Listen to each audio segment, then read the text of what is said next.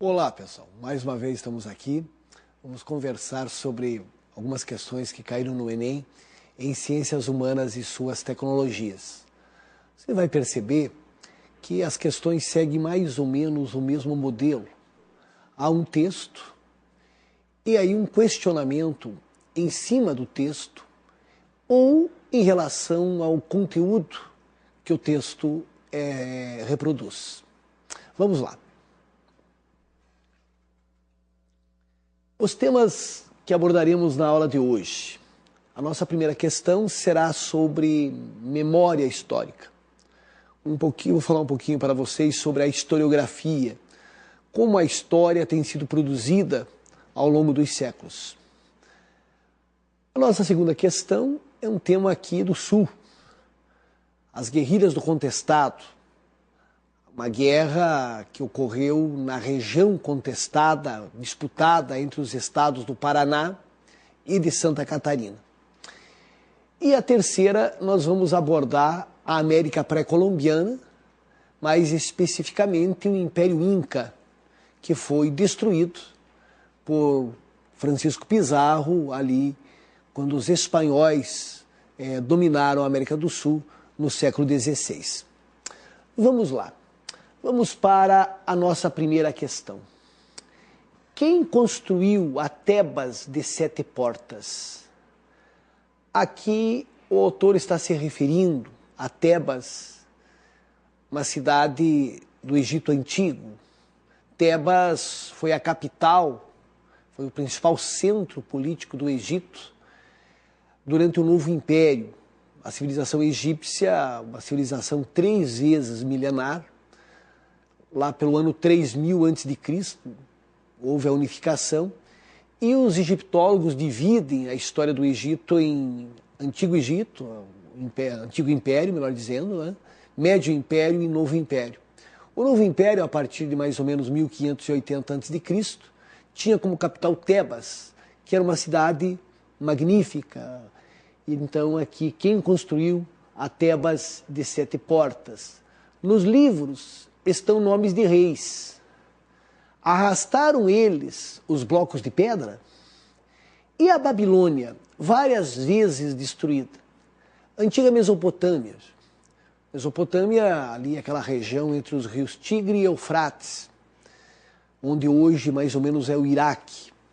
Tivemos, naquela região extremamente fértil, várias civilizações. A dos sumerianos, depois vieram os acadianos e a civilização babilônica.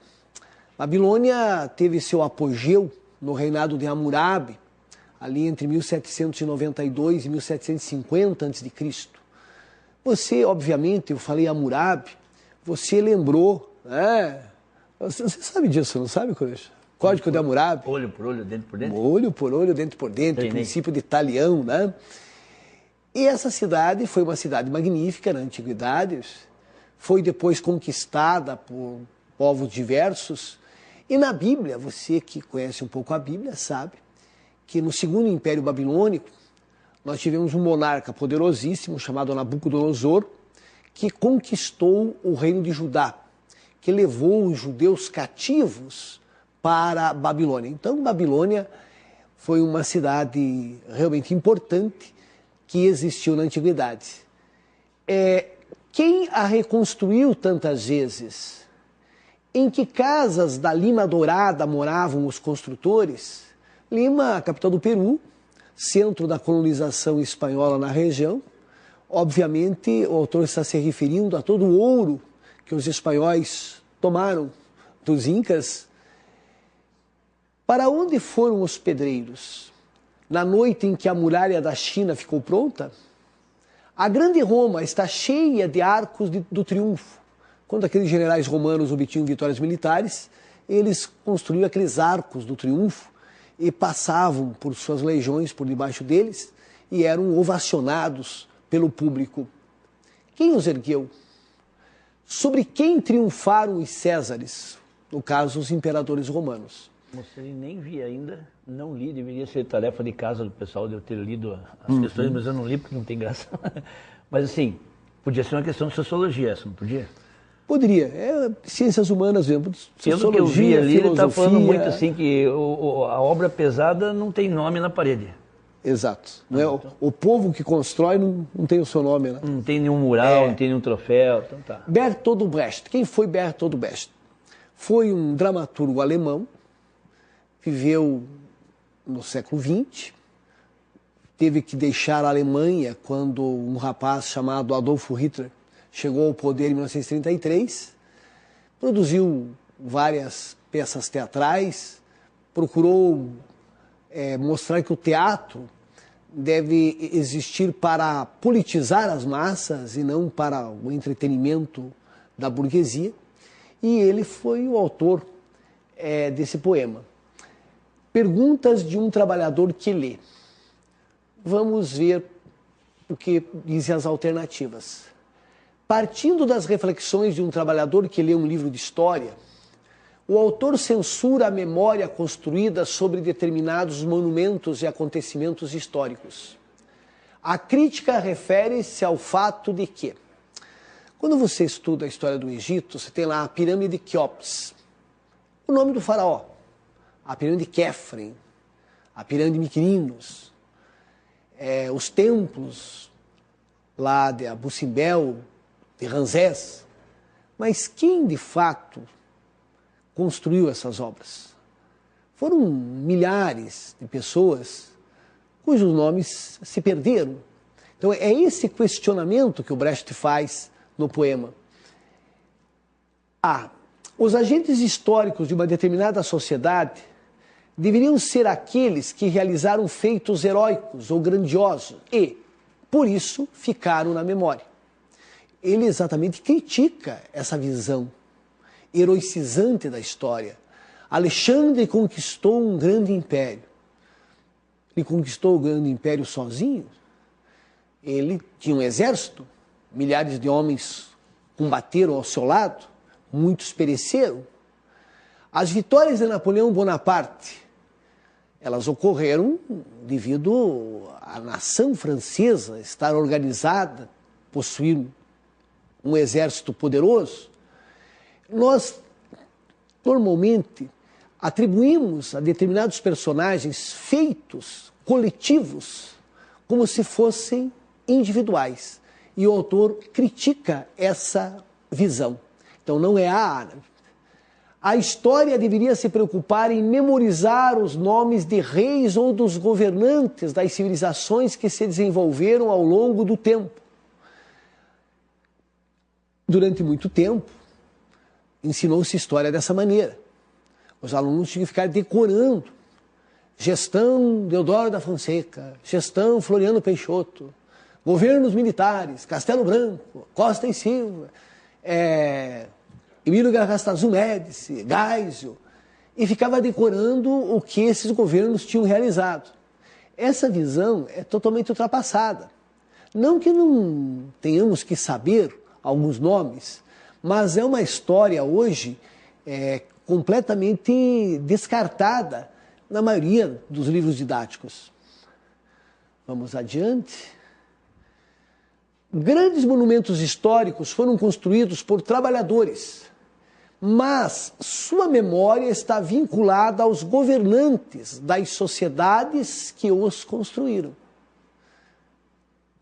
Preste atenção nessa. Grandes monumentos históricos foram construídos por trabalhadores, mas sua memória está vinculada aos governantes das sociedades que os construíram.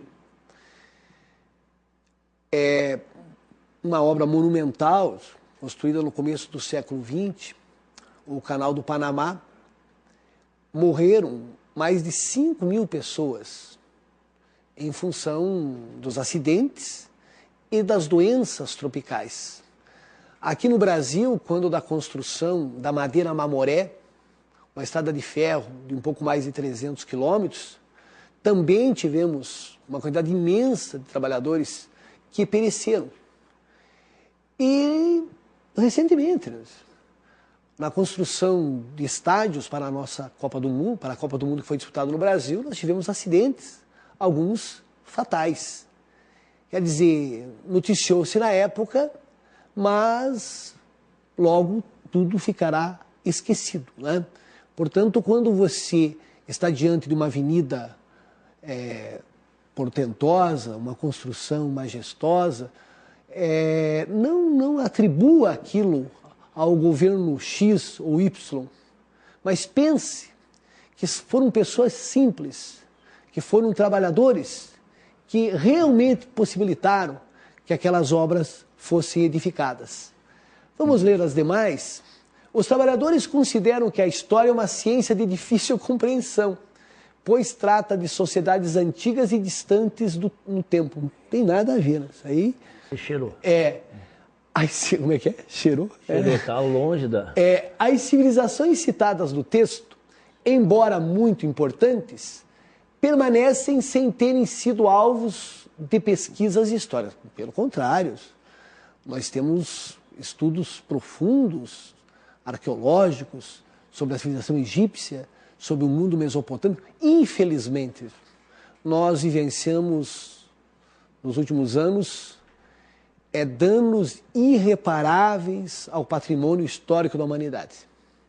Em 2003, quando da invasão estadunidense ao Iraque, o Museu Nacional de Bagdá ficou desguarnecido, foi saqueado e milhares de obras foram de lá retiradas. Muitas foram recuperadas, mas outras permanecem desaparecidas.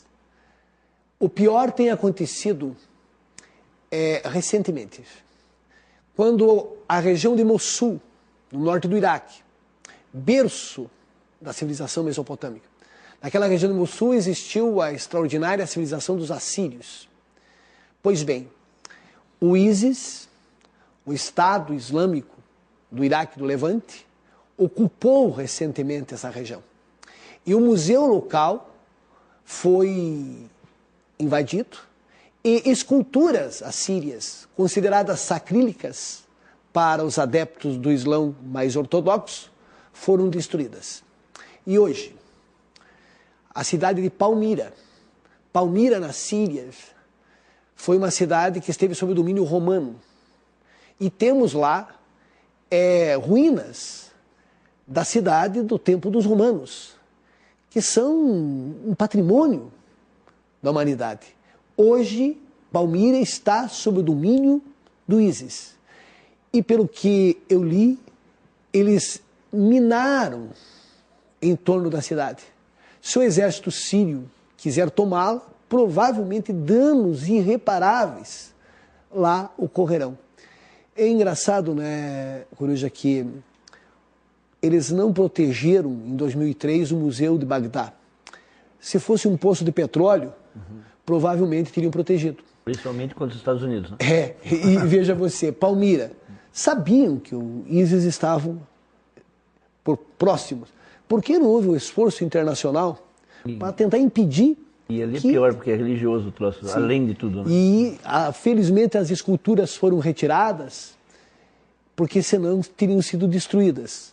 Portanto, uma questão aqui muito boa, muito reflexiva, para que a gente discuta a questão do patrimônio histórico.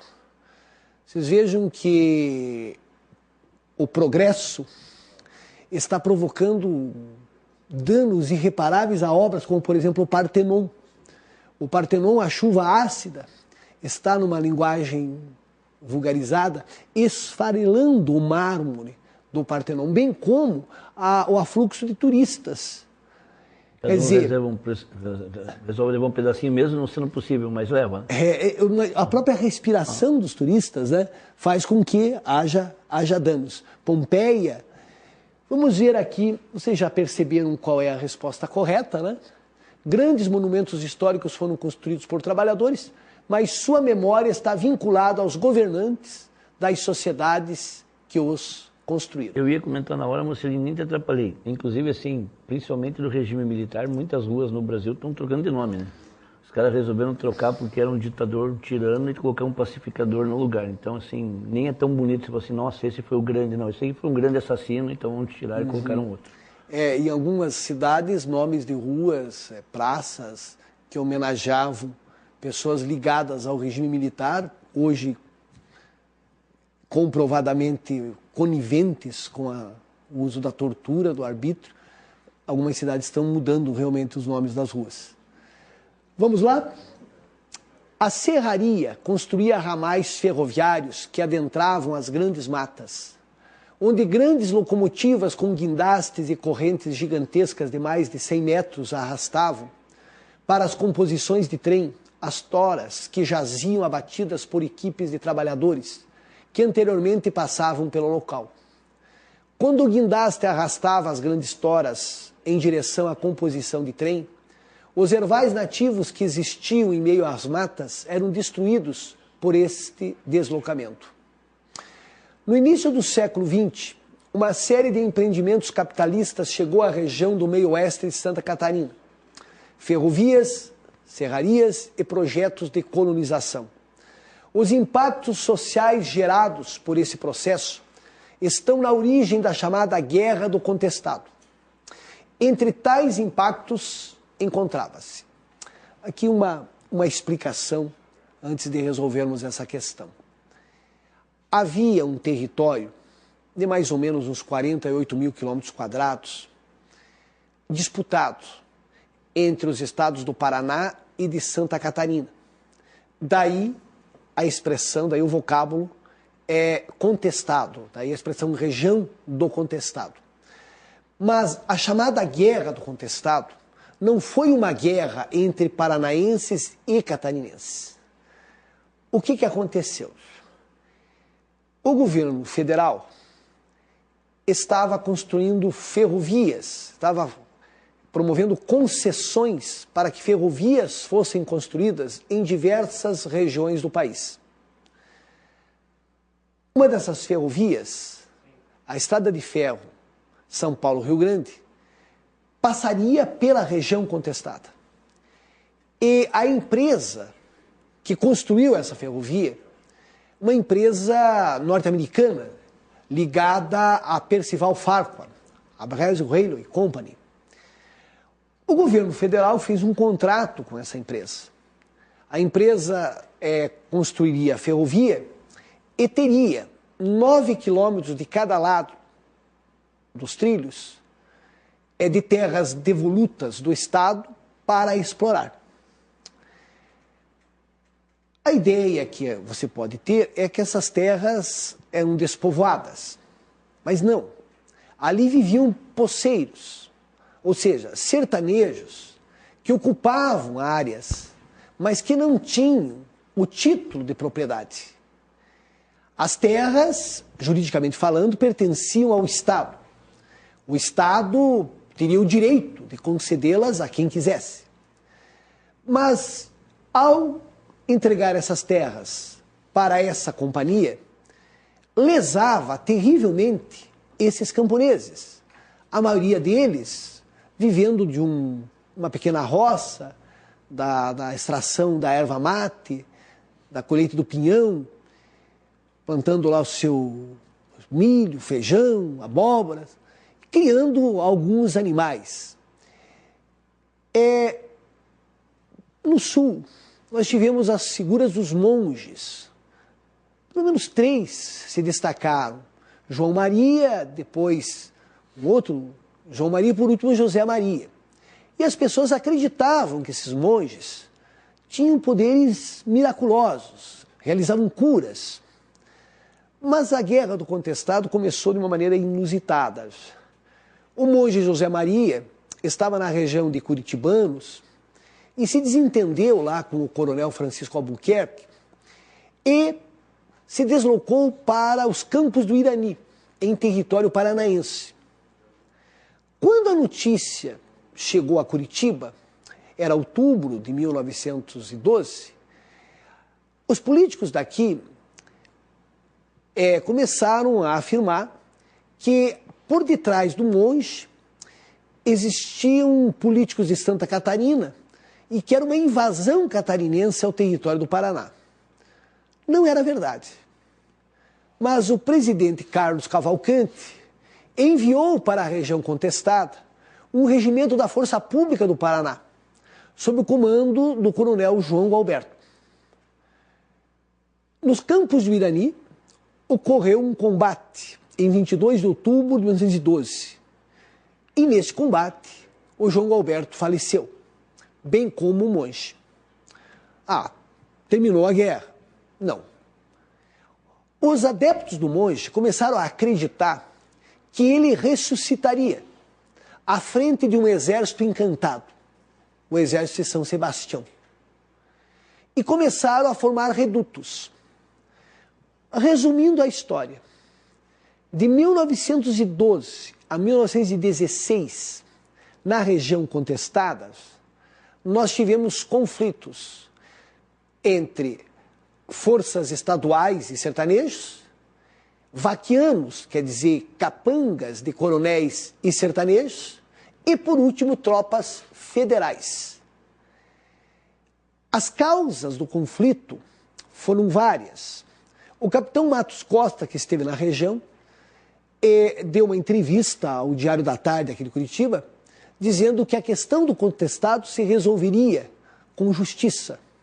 Era uma questão, na verdade, social.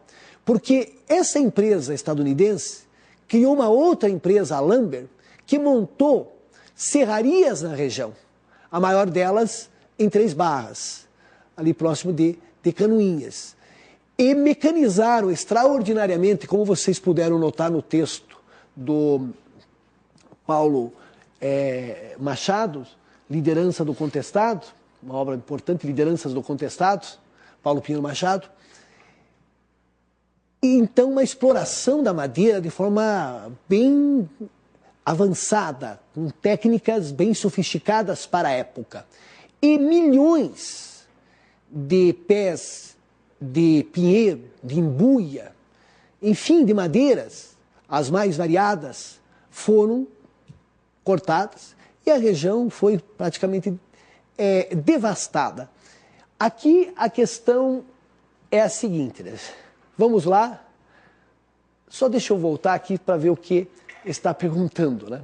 Os impactos sociais gerados por esse processo estão na origem da chamada Guerra do Contestado. Entre tais impactos encontrava-se a absorção dos trabalhadores rurais como trabalhadores da serraria, resultando em um processo de êxodo rural. Não, a quantidade de pessoas que trabalhavam nessas serrarias era mínimo, porque conforme você viu no texto, houve uma mecanização bastante acentuada. O desemprego gerado pela introdução das novas máquinas que diminuíam a necessidade de mão de obra. A desorganização da economia tradicional que sustentava os poceiros e os trabalhadores rurais da região. Agora, vejam, a B e a C, a gente vai voltar. A D é absurda. Diminuição do poder dos grandes coronéis da região, que passavam a disputar o poder político com os novos agentes. Não. Houve um conluio dos coronéis da região com os governos estaduais, com o governo federal. Por exemplo, o vice-presidente do Paraná, o doutor Afonso Alves de Camargo, era advogado da Lumber. O Nereu Ramos, que era filho do governador de Santa Catarina, era advogado da Lumber em Santa Catarina. Quer dizer, havia, na verdade, uma convergência de interesses entre a classe política e a companhia estrangeira. Então não houve essa diminuição do poder dos grandes coronéis. O crescimento dos conflitos entre os operários empregados nesses empreendimentos e os seus proprietários, ligados ao capital internacional. Vamos ver a qual que você anotou. Anote aí, vamos ver se você acertou. Eu posso fazer um comentário tosco? Faça. Eu já digo que é tosco, se eu errar eu não perco nada. Então assim, aparentemente você falou que eles estavam lavouras, então não seria um desemprego. Eles não trabalhavam naquelas áreas, isso? Muito a bom. análise está mais ou menos, não? Tá, continue. Então tá, porque assim, você pensa, eles perderam assim o sustento deles, mas não seria exatamente um desemprego, foi uma tomada da área. E o que você acha, qual que seria? Eu acho que é a C. Vamos, olha, nós não combinamos nada. Não combinamos nada. Vejam. Quando eu combino, eu erro. Muito bom. Não, mas foi analisando o seu texto, não tem nada a ver com desemprego ali. Foi. Então vocês notaram como o professor Coruja, ele leu direitinho o texto e ele percebeu que a questão não era do desemprego. A questão era mais profunda. Veja o que diz assim, a desorganização da economia tradicional. O cara não tinha mais um pedacinho de terra para plantar a sua rocinha, para colher seu milho, seu feijão, para soltar os porcos, criar alguns poucos animais, umas galinhas. Então, o modo de vida de muitas pessoas que viviam na região foi totalmente desestruturado. E essa guerra, ela ficou conhecida também como a guerra dos pelados contra os peludos. Os pelados porque eram os pobres. Não tinham nada. E os peludos eram aqueles que eram considerados os mais ricos. Os abastados. E foi a primeira vez no Brasil que usaram aviões. Não que tenham bombardeado os sertanejos, mas para o reconhecimento da área. Isso já em 1914, né? Antes de ter começado a Primeira Guerra Mundial. Vamos para a próxima? O Império Inca, que corresponde principalmente aos territórios da Bolívia e do Peru, chegou a englobar enorme contingente populacional. Cusco, a cidade sagrada, era o centro administrativo, com uma sociedade fortemente estratificada e composta por imperadores, nobres, sacerdotes, funcionários do governo, artesãos, camponeses, escravos e soldados. A religião contava com vários deuses e a base da economia era a agricultura, principalmente o cultivo da batata e do milho. Quando nós falamos a descoberta da América, ou então o descobrimento do Brasil, obviamente, descoberta do ponto de vista dos europeus. Pois, quando os europeus chegaram no continente, que mais tarde eles designaram, passaram a chamar de América, em homenagem ao florentino Américo Vespúcio, aqui existiam civilizações altamente desenvolvidas. Tínhamos, onde hoje é o México, a civilização dos astecas. Fernão Cortés, o conquistador espanhol, quando entrou em Tenochtitlán, ficou abismado, perplexo com a beleza das cidades, com suas ruas largas, pessoas bem vestidas. A civilização dos maias estava em declínio já há algum tempo, mas quando a Europa estava atolada na Idade Média, ali entre os séculos entre 600 e 900, nós tivemos o auge da civilização dos maias, com realizações arquitetônicas, progressos fantásticos nas ciências, especialmente na matemática. É verdade que existiam povos primitivos, que viviam ainda na Idade da Pedra. Muitos desses povos viviam no território que depois convencionaram chamar de Brasil. Na América do Sul, anteriormente aos Incas, existiram outras civilizações, como a civilização dos Chimus, a civilização de Nazca, mas quando da chegada dos europeus, a civilização mais desenvolvida da América do Sul era a civilização dos Incas. E uma coisa interessante, Coruja, os Incas, eles não entendiam por que os espanhóis eram tão fascinados pelo ouro. Porque eles não usavam o ouro e nem a prata como moeda. O ouro e a prata, eles usavam em termos ornamentais. Para ídolos também, né? Bastante. Para esculpirem seus deuses. E eles não entendiam por que aquela obsessão dos espanhóis pelo ouro e pela prata. Mas vamos aqui para as alternativas. Ditadura teocrática que igualava a todos. Vejam aqui, vamos voltar. Igualava a todos. Era uma sociedade fortemente estratificada. Então é só você ler. Se era uma sociedade fortemente estratificada, não igualava a todos. Evidentemente a não pode ser. existência da igualdade social e da coletivização da terra. Também não havia igualdade social. Havia uma hierarquização. Né? Estrutura social desigual, compensada pela coletivização de todos os bens. Existência de mobilidade social, o que levou à composição da elite pelo mérito. Impossibilidade de se mudar de extrato social e a existência de uma aristocracia hereditária. Vamos voltar para você novamente, ver se você consegue chegar à resposta. Vamos voltar aqui. A cidade é o centro administrativo com uma sociedade fortemente estratificada e composta por imperadores, nobres, sacerdotes, funcionários do governo, artesãos, camponeses, escravos e soldados. A religião contava com vários deuses e a base da economia era a agricultura, principalmente o cultivo da batata e do milho.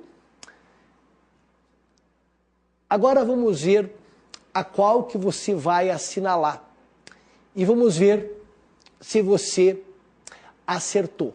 Né? A sociedade Incas, a possibilidade de mudança social era praticamente impossível. Aqui eu achei que quando produziram essa questão, você nunca pode dizer impossibilidade absoluta, impossibilidade de mudar de extrato social e a existência de uma aristocracia hereditária. Ficaria melhor se tivesse colocado dificuldades, mas não a total impossibilidade. Mas por eliminação, né, não havia mobilidade social.